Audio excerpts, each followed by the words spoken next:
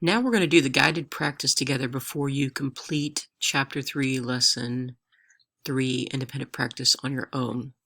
Don't forget that on the previous 2 pages, there are notes and explanations of the key concepts that when you multiply integers with different signs, the answer, the product will always be negative. And you'll see examples of that. And then when you multiply integers with the same sign, the product's always positive, and then you'll see 5 different examples of those 2 concepts. Okay, let's go ahead and turn to page 234. Okay, let's look at number 1. The 2 factors have different signs, positive and negative. So what is the answer going to be? Very good.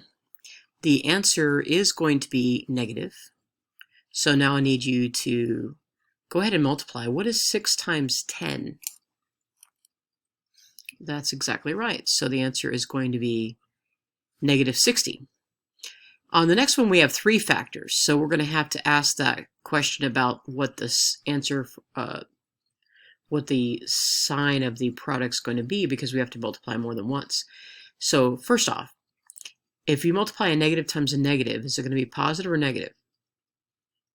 That's right, it's going to be positive. I'm going to go ahead and write the positive sign just to remember that. What is 3 times 3?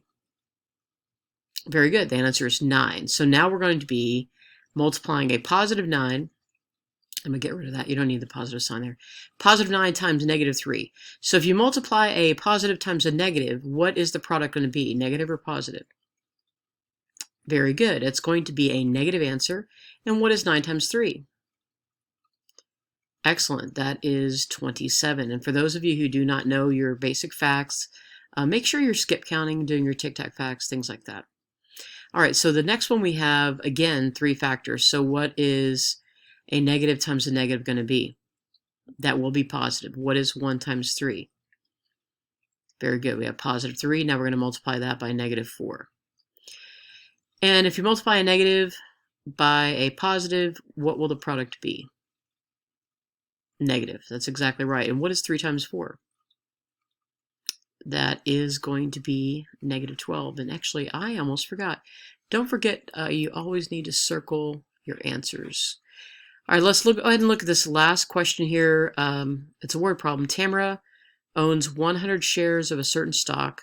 Suppose the stock drops by $3 per share. Write a multiplication expression to determine the change in her investment. Okay, first off, what is the number of groups of shares that she has? She has 100 shares. So she has 100 groups. Now the second question is going to be, and actually I should not use the letter X. She has 100 groups, and I'm going to put in parentheses the integer that represents dropping $3. So is dropping $3 going to be positive or negative?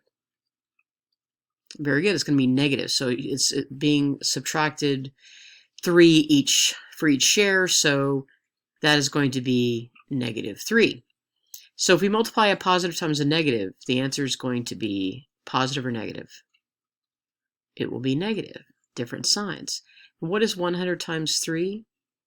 300. So the answer is going to be negative 300. So 100 times negative 3 is equal to negative 300.